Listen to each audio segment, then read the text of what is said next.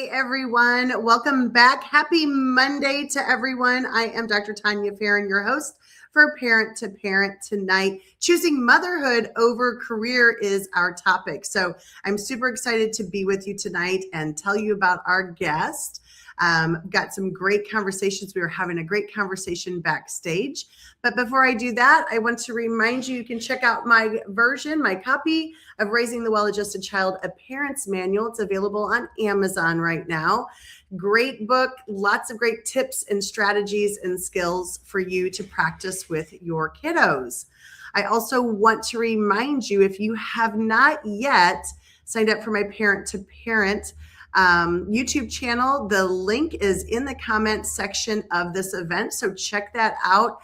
These are the people that I've already got lined up for live streaming just for this month of January. And over the weekend, I'll be adding more and more. So you can go in and set notifications for yourself so you don't miss a single episode of Parent to Parent. So without further ado, I want to introduce our guest for tonight. Her name is Alex Simons, and Alex and I have known each other for a very, very long time, but she has come into the world of motherhood recently. And I thought, who better to have on my show than someone who is literally in the trenches of motherhood day in and day out. She is avid on social media. She is, has found a way to help support her family. We're going to talk about her entrepreneurial ship that she's working on. So many great things. But I want to go ahead and bring up Alex Simons to the stage. Welcome, Alex. We're excited to have you. Tell everybody a little bit about you. So I've known Tania for a long time. She's known me before I knew her. So That's right. But yeah, my name is Alex, and I am a first-time mom of a healthy, very fast-moving 8-month-old boy. And he has brought so much joy into my life. I wouldn't say challenges, but first-time parenting is always a challenge, navigating the ins and the outs, the ups and the downs. So we're doing it together, my husband and I, and the village that we have, friends, family, and everybody in between. So, yeah. Absolutely. Absolutely. I love that. Hey, Jackie, thank you for joining us tonight. Hi, Linda. Thanks for joining us as well. And Allie, thank you for being here with us tonight. We're excited to see you all. So feel free to let us know where you're from. Drop in your questions, comments, share your lived experiences in the comments, as well as Alex and I dive into this, choosing motherhood over career. So just to give you guys a little bit of background, so Alex's parents and I were teachers together a long time ago in a brick and mortar building. Her dad was a 4th grade teacher. Her mom was a 5th grade teacher with me. And we've just known each other for a very long time and raised our kids together. And, then Alex got into education as well. So tell everybody about, your career and what you were doing. Yeah. So long story short, I took a theater class as an athlete. And I was like, oh, theater, that's not for me. I'm a cheerleader. Took one day in that classroom. That teacher changed my life forever. We are still best friends to this day. After graduating, we became very close. And she was kind of my drive into theater education for high school. So I went to the local community college here in St. Charles, got my associates, and then transferred to Lindenwood and got my Bachelor of Arts at Lindenwood. And then my 9 through 12 speech and theater degree. And then I got my first teaching job in fall of 22 and taught for 3 years. And as a theater teacher, right? Huh? Yes. As a theater teacher, right? Yeah. And I was the only theater teacher in the building. I had no help. It was just me, no assistants, no technical help. So I was running those shows all by myself. And I learned a lot from that job. So yeah, it was an experience, and God knew it was my time to, find my new journey as a mom. So that was a really life-changing experience to know when to step away from the classroom temporarily or permanent. We're not sure yet. So yeah. Sure. Yeah, exactly. Adventure. Right. And I just want to say being a theater teacher is a pretty small niche, right? There's just a small, Yeah. that that experience is really Mhm. great for you to have. And so when did you start kind of wrestling with this idea that you wanted to stay at home? So it kind of started. I would even say it was probably the end of my second full teaching year, and it was kind of like, is this the right location for me? Mm, Am I doing things right? And really second guessing myself.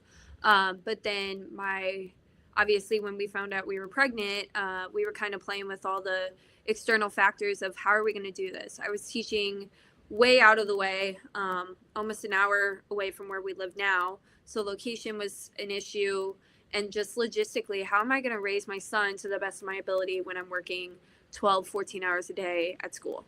So yes. there were a lot of factors, not saying that we didn't have the help, because we did. But it was just like, I want to be 100% in both places, and I know that's not feasible.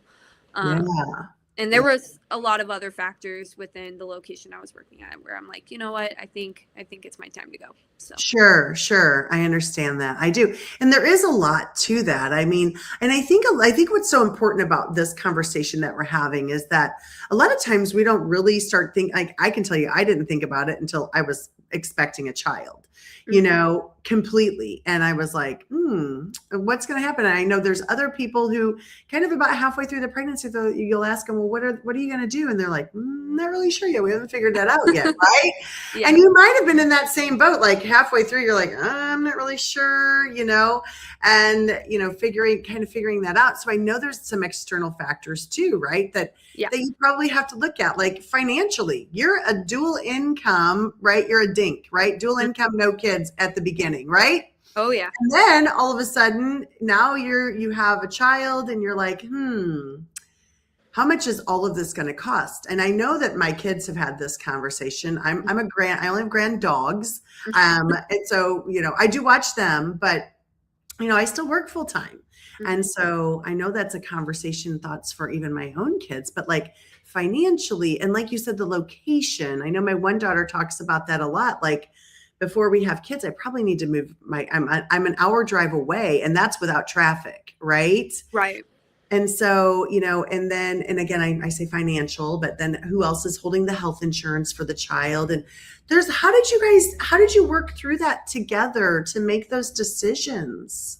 So I'm very blessed that my husband has the job that he does, and I'm very thankful that he has the insurance that he does and all the benefits. So that was one thing. And even when we met, he was like, once we have kids, you won't have to work. And I was like, that's great, but I want to. And then because I swore up and down, I was like, I'm not going to be a stay-at-home mom. There's no way. Like, I worked too hard for my career, and then look at me now, and it's the best Right. I've ever made.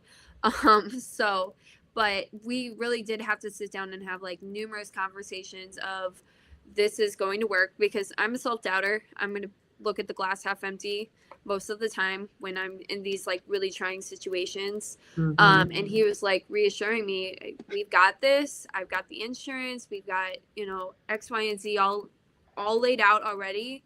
But taking that first step is really hard, because you feel like you're either failing yourself for not going towards your career, or you're afraid that you're gonna not be providing for the family, or whatever that factor is. But You're I right. There is a lot, right? There's a lot that kind of goes on in your mind. And I Mhm. just want to touch on that again, right? As being the mom, you're torn for, I want to be at home 100% with my child. I want to be 100% in my career because it really fills me up. Yeah. And it provides additional financial assistance to us, to our family, Yeah. so how do I do that? I mean, Mhm. there's so many things to think about. Yeah. So, I mean, in that process, I knew that even taking the time off and staying home, I am one that I have to be out going until I fall, kind of thing, like drop asleep. But I have learned to take things slower being home. I am not in control of my schedule anymore. I am on my child's schedule. So if we're late, because I hate being late, if we're late, it's not my fault. It's the kids. So, and I have to be okay with that. But yeah, it was one of those things, like I needed to find other, projects or other things that I can be either financially contributing to or, just doing stuff around the house or whatever. So I am still subbing. I'm still staying in the classroom because I miss the kids. I will be very honest. I miss having those Mhm. relationships with them, seeing them grow throughout the year. That's something that I do genuinely miss. That was something it was really hard. And I knew that, okay, I have to give 100% to my child, but also, I wanted to do what was best for my students. And that was stepping away because I knew I couldn't give the best that I could. So Sure, sure. And then you hold that baby. You hold that baby in your arms, and then you're like, "Oh, no doubt, right? I I'm love like, I'm you. done. I'm I'm like, in love with take this, you. Bye, but classroom. Well, I'll be back in 10 years," or yes. something like that, Yeah. potentially. Exactly. I'm curious. Thank you, Christy, for joining us, and Jackie, for your comments. And William, thanks for joining us. I'm curious, any of you at home, moms or dads, have you also made the decisions to stay at home? I couldn't personally. It was not feasible for our family. We just required the dual family, and I always told my husband and my kids that I always wanted a third child. I have two daughters. I always wanted a third child, but I knew that if I did that, that was tipping the financial scale for the daycare, really. And that I knew that I was like, I can't stay home. It's not really an option for me financially. And so, unless we wanted to change our lifestyle, and we did not want to do that. So I could say we could have, downgraded some things, but we chose that that's what we were going to keep plugging away at. And it was a hard choice. Now I did find myself as a mom as an educator. I got the best of both worlds. My husband was in construction, still is, and he was off. He's off usually mostly January, February. Well, then I was off June, July, most of August. So our kids were really only in childcare 6 months. So for us, by the time Christmas hit, he was kind of done working. So they had dad at home. So it was kind of nice. Like that worked out well for our family. Yeah. Let me see here. Let's see what Allie says. From Warren County, a 15-month-old son. Ah, nice. Hi, Allie. Oh, good. You guys are friends. Yeah. Nice. Thanks for joining us. All right. Right. It is true. Some of us, it's not our thing. That is true. Oh, that's awesome. That's awesome. She's a rock star mom. So let's kind of go in to talk about some other things. You had to make the hard choice. And you had kind of shared to me, and you even just said this now, like there was kind of that inner, I don't want to say guilt because you shouldn't feel guilty about your choice. You made a great choice, I think. But, you just kind of feel like, I don't know. How did you say that? I forgot how you said that. You just kind of felt like there was that part inside of you. It was more of a fear of knowing because like they say for high schoolers when they graduate and they don't go to college, it's like, oh, you take the year off, you're never going to go back. That Yeah. was one fear of mine of knowing Yeah. once I get that dose of, oh, I don't have to work, that sounds nice. And it's more of a full-time job than what my other job was. I mean, you're going nonstop, you're sick, there's no off days, there's no sick days, you're those wee hours in the morning. Like our son was up at 2 o'clock the other morning just partying. Like I'm up, I'm good. And I'm like, no, you're not. But it's there's no downtime. There's no, unless he's sleeping, there's no breaks. And so a lot of people are like, oh yeah, stay at home's easy. I'm like, no, it's not. Plus you have Right. to look at the mess at your house and constantly cleaning and all that. So It is a lot of work. I mean, I like I said, I had the taste of it in the summertime, being an at-home mom. And I remember this conversation with my husband, as like I said, he was off January, February, half of December. I would come home and he'd say, I swear I have been following them around all day. I just keep picking up and they just keep taking more out. And I'm like, listen, I get it, which was yep. really nice. He was so understanding because he was living it as well as I was living it, And so it was, yeah, that's funny. But so then, you've kind of found some things. So you just shared with us that you are subbing again. So how does that work for you? So I'm very blessed. My parents are available and are at the healthy stage that they are to be able to watch him. and they're right down the street, not right down the street, but they're pretty close. So they're thankfully right by a local school that I actually sub for frequently. And so I'll drop him off in the mornings. He hangs out with this Mimi and Papa, and then I go sub for the day and then go pick him up.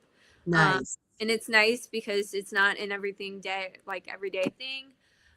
So I'm like, oh, I'd like to, maybe have a break today and sub. So I'll give them a little text and they'll be like, oh yeah, sure, we'll take him. But Nice. that's not always the case, for everybody. So, I'm very, very lucky that we have the help that we do. So I count my blessings for that one. Yeah, for sure. That support's really, really nice. I agree. And you've got some other things that you're working on or that you're doing on the side, whether you want to call them side hustles, part-time jobs, whatever you want to call them. Tell everybody about some of the things that you're active in. Yeah, so when I was trying to make this total choice, I really feared, because I know a lot of people, that's the first thing of how are we going to afford on one income. And I'm going to be honest, I am one that has a very bougie taste, with the budget that does not fit that. I wonder where you get that from. I feel like I need to still be contributing in some factor. So I was kind of like spiraling at one point, and I'm like, how are we going to do this? And I was starting to kind of put some pieces together, because I'm like, I need a solution to make this work. And I was like, what if I plan Disney trips for people? Because I'm a big Disney fan. I worked for Disney in 2019. And he's like, oh, like a travel agent. And I'm like, yeah. And he's like, that'd be actually a really good job, because we get the perks for it and you get to, still make some income. Yeah. And so I was doing some research, and I mean, days and days and days of research to find the best agency, just to even get the ball rolling. Well, I found one, and it's called Travelmation. They're a travel agency that's located out of Fort Lauderdale.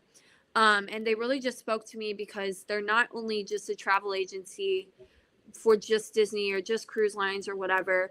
They're international. They have suppliers all over the world. Their core values are, superseding everything that I believe in. I mean, they're faith-based. They've got so many different affiliations. They work with groups, weddings. They've got accessibility travel for disability travelers. Cool. They've even got student groups. And local schools can reach out and have us plan their trips for sports events or field trips, to Washington, D.C. or New York or whatever. So that really spoke to me. And I was like, you know what, I'll give it a shot. And not even a day after applying, they reached out to me and got that going. And it's been going really well. I really enjoy it. It's me being the educator I am. I really like the learning aspect of it, because I'm constantly doing trainings for this, and making money along the way is not the worst. Yeah. And it's been fun, and it's going to give me a lot of experience to take my son places and let him see the world, because my parents did that for me, and it's a great experience. So I highly recommend it if you're looking for some extra income. If you have any questions, seriously reach out to me, and if you need a trip booked, I got you. So. Yeah, and Alex is going to put that information in the chat, so you can check that out from her. If you're interested in some support or help with planning a trip, reach out to Alex for that. I'm completely Yeah, and you're also pretty active on TikTok, working to build that channel. And so what kind of content do people find on your social media channels?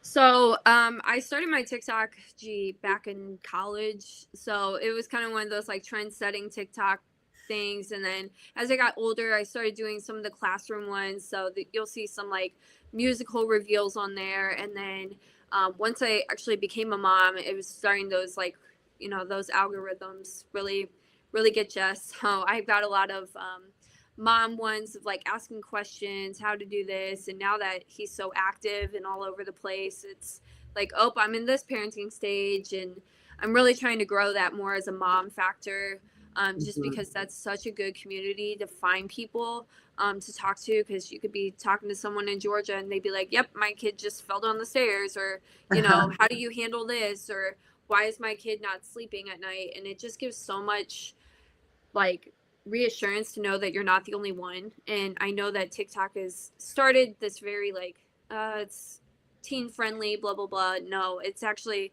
it's so helpful now. I'm not Yes. saying that we take parenting advice from TikTok, but if we need to look up something here and there, it's not the worst idea. So Right. community is just great. I think they're good. There's very short clips for people. I've been working on my TikTok channel as well, putting out, parenting tips, things like that. And Alex does some really great day in the life ofs.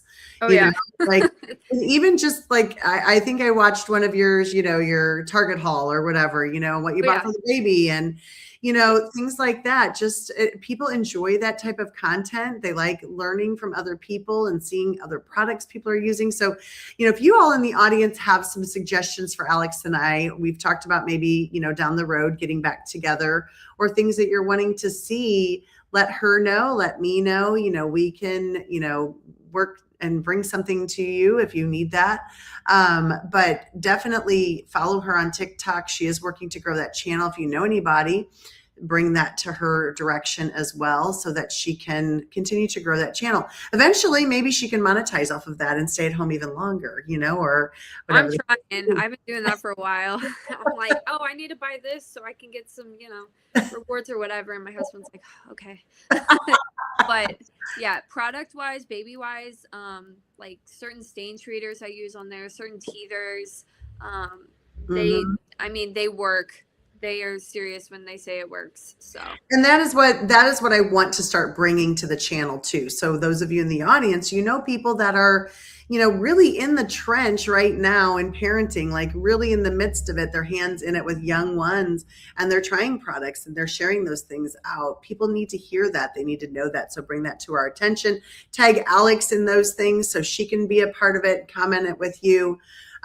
It will just be great for our world. And that's the whole point of this, right? Parent to parent. These are mom to mom, mom to dad conversations.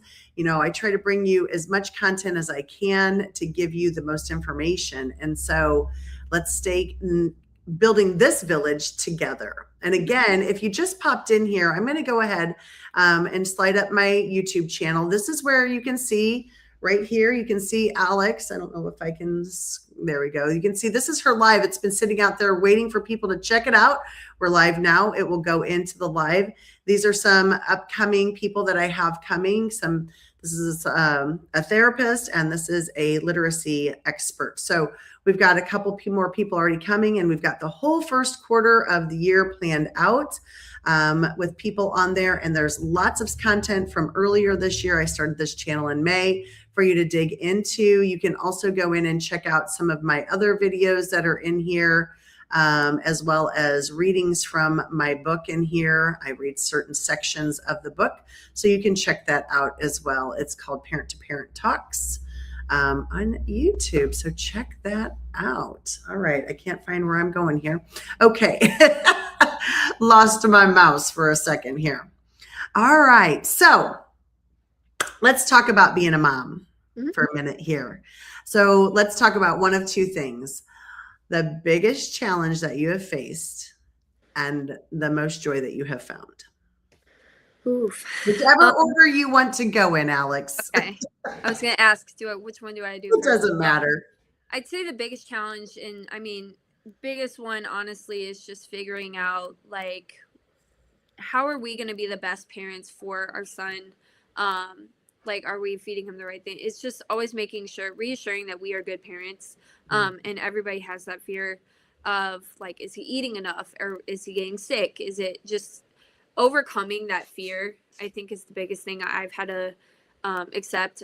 For the first probably 2 weeks of his existence, I was constantly checking to make sure he was breathing, because I was just like, oh my gosh, it's a real thing.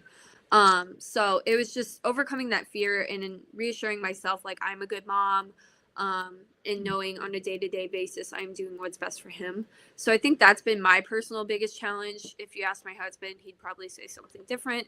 But overall, I think the biggest blessing is just seeing the joy of a new life to friends, family. I'm very blessed to say that I have 3 of my 4 grandparents still, in my life. And so just getting to see that generational joy just brought to everybody in our life just by this little baby is so much fun. Like I really appreciate getting to spend that extra time with my grandparents with him. Or like today I just took my grandma to the doctor's office and she was just like lit up. Like she was just like, oh, he's so cute. But yeah, so I think the biggest joy is definitely just seeing everybody with him. Yeah. And like all the loved ones that have been part of my village is now part of his. And so Yeah. this family is everything to me, as you know. Yeah. Yeah. Those are great. Those are really great. There is, right, a lot of worry that you don't realize when you become a parent. Like there's things to worry about that you didn't have to worry about before. And yeah, and trusting all of that. And you've got a great parental support, which is great. I say parental for you as the parent support system, which is really, really great. But this is also hopefully a space for other people who don't have that, where they can come and know that it's normal to feel those things. It's normal to have those worries, about motherhood, about this little human that you're just bringing home. Mm-hmm. I mean, I remember bringing my daughter home and my husband and I being like, now what do we do? I mean, right? You bring him home and you're like, we're like, are you sure we're allowed to take him? Do we put him down? Where do we put her? What do we do now? She's laying down now. What do we do? And I remember us feeling like we had everything, the swing was up, the bassinet was up, the bottles were ready, the clothes were washed. And then you're like, now what, and seriously. Yeah. And there's just those moments of joy. My husband came home. I remember being my oldest, holding her, and he came home from playing softball or something. And I was crying holding her, and he was like, oh no, because he had heard of postpartum depression, right? He's like, oh no, here we go. Like this is gonna be it's real, guys. And he's like, what is it? And I'm like, I just love her so much. Like I can't believe how much I love her. And I'm crying, and he's like, oh. But there are, you just are, there's so many emotions that come and go with it. And the joy can be really incredible and can be really overwhelming, can't it? And living through those emotions it doesn't make you weak. I've learned that, I'm an emotional person to begin with. So, I think I've handled a lot of situations just becoming a parent where I'm like, I could have totally broke down and cried. Like he could have fallen for the first time and I'd be like sobbing and I'm like, no, you're fine. Like, yeah. But it's definitely, it's okay to feel those things. And sometimes it's one of those things to celebrate at the end of the day. Like we made it through another day of his first year. There's actually a TikTok trend that's like moms the night before their first birthday, their kid's first birthday, they blow out a candle for themselves to say, I made it through my first year just as much. And I am 100% about to do it. I'm going to cry doing it, but it's a big success when you hit that first year milestone. So that's amazing. I love that trend. I can't wait to see it. Make sure you send that to me if I don't see 100%. it on my scroll. Send it to me because that is incredible. And I love that. That is true. like as parents, yes, there's a lot of innate instinctual things we as parents know, but we don't know everything. No. And there's some things we don't know what to do. And so that is should be a grateful moment of I've made it through my first year of motherhood. Like it's a huge life-changing event. So that's so cool. I love that you do that. Well, my gosh, we were worried about this time, right? And here we are already at 29 minutes in. So we'll go with one last quick question. And then when we close out, Alex, if you'll just hang out in the back, I'll chat with you afterwards. So what advice would you give to somebody who might be contemplating that similar decision as you of choosing motherhood over their career? So as much as you want to, like I went through other people's opinions and I didn't choose based off of their opinions, but I needed to hear their side just to be like gathering all my research essentially. And some people are like, oh no, don't stay home, or you're gonna regret it if you don't stay home, kind of thing. And so I got a lot of mixed emotion with it. But I think just kind of sitting down with your spouse or however the situation may fall, really think about it of, am I going to be happy making this choice? Am I going to be dreading going to work every day, knowing that I'm not, with them all the time, missing those milestones? And that was a big deciding factor for me, of knowing I'm not going to see his first steps if he, walks while I'm working, or, and I'm like, I need to be there for that. So, while I'm not there every second of his entire life, it's more of those things of like, I would be devastated if I missed that. So that was a big factor for me. I love that. I love that. I love that you listened to others, but you still made your own decision. I think and it's hard. Those outside opinions, as much as you love to hear them, which no parent wants to be told that they're doing something wrong, say thank you. I appreciate your input. And they're your kids, so you got to do what you. Yep. Yeah. So. I love that. I love that. Well, thank you so much for joining us tonight. This was fun. Alex, you did a great job. Thank you to everyone in the audience that joined us tonight, Nick and Jackie and Christy and Allie. It was great to meet you, Allie. William, thank you for being here. Linda, appreciate all of you stopping by today. And if you're catching this on replay, thank you so much for watching this. Drop your comment in their #replay, and we would be happy to connect with you. Alex is going to drop her social medias in tonight or tomorrow sometime when she has time. She's a busy mom. So as soon as she gets to that, and that will, I'll let you know. All right, everyone. Have a great Monday. We'll see you next week.